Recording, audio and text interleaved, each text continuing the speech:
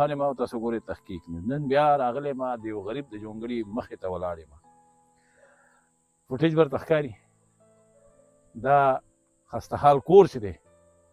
په دې کې دننه یو غریب یو بیمار د مریض چې دی هغه پروت دی اول درته ایډرس درکړم چې دا جنګه روډ دی سواتو کلی دی خالد نومې دی 45 سال عمر یې دی میلاویږو به د هغه سره ماښامي ټیم دی د ماښام د بانګونو ټیم دی کوشش کوو چې زر د هغه سره خبرې وکړو مسله دا ده چې په دې ناوخته ټیم کې ذکر رالو چې چا راته ووي چې کور یې ډېر زیات حالات خراب دي بیماري هم ده ورته او ماشومان هم ته په سر دي نو راځئ خالد سره به کوشش کوو چې خبرې سره وکړو ولې د کور د حال احوال ورته ښیو او د پروګرام مقصد دا دی چې دا پروګرام تاسو شیر کړئ د خالد سره د هغه د بچو سره مالي تعاون دی زموږ سره اوس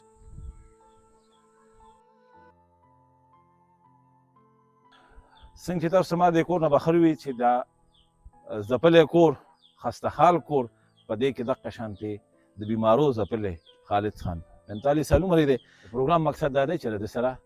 څوک امداد وکړي کوشش وکړو چې خالد خان ستاسو سره څو خبرې وکړي خالد ورور السلام علیکم وعلیکم سلام څنګه ښه ګزاره کوم خالد د بیماري ورته کله لګېدلې وه یاره چې 15 کاله وشو ښه بیماري څه د بیماري ده زما د وینې کینسر دی بلډ کینسر چې ورته او علاج یې د کم ځای نه کړی دی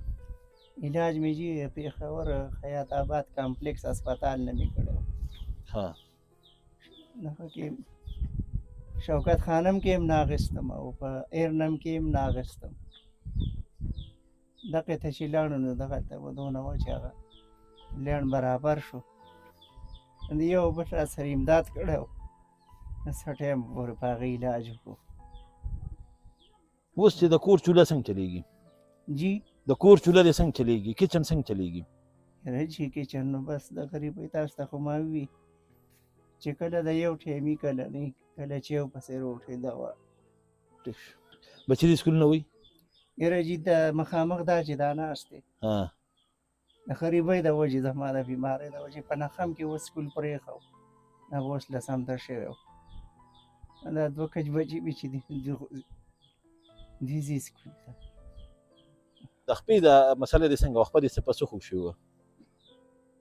چې دا دلته راوغورځېده ما وې زه جوړ یم که نه هغه زه راوغورځېدم دلته دې ځای کې چې هغه هډوکی دغه شوی زیاتې خبرې به نه کولې چې دوی م راته وي چې زیاتې خبرې ورله نه دي ښې زمونږ دا کتونکي ته ییني چې څومره زمونږ دا پروګرام کتلی کېږي هغوی ته مې دا دغه وکړو چې د ده سره امداد وکړي خو ته په خپلو الفاظو کې د دې زمونږ د دې کتونکو نه څه دغه کې